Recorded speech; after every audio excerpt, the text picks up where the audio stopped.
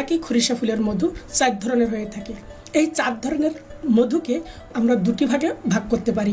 প্রথমটি হলো সুন্দরবনের প্রাকৃতিক মধু, যেটি বুনো মৌমাছিদের দ্বারা সৃষ্ট। অপরপক্ষে আরেক ধরনের মধু হলো চাষি মধু, যেটি পালিত মৌমাছিদের দ্বারা সৃষ্ট।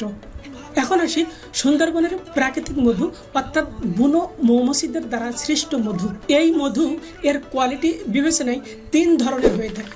প্রথমটি হলো প্রথম কাঠের মধু, দ্বিতীয়টি হলো দ্বিতীয় কাঠের মধু এবং তৃতীয়টি হলো তৃতীয় কাঠের মধু।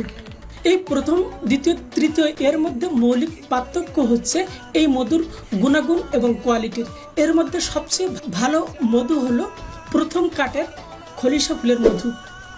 এটি মৌয়ালরা এই সিজন শুরু হওয়ার প্রথমেই এই মধুটি সংগ্রহ করে থাকে এবং বাকি 2 ধরনের মধু এটির গুণাগুণ এবং পুষ্টিগুণ বিবেচনায় প্রথমটার চেয়ে একটু কম হয়ে থাকে। সুতরাং সবচেয়ে পুষ্টিগুণ এবং সুস্বাদু যে মধুটি সেটি হলো সুন্দরবনের খলিশা ফুলের প্রথম কাঠের যে মধুটি এটি, এবং এটিকে পৃথিবীর শ্রেষ্ঠ মধুও বলা হয়।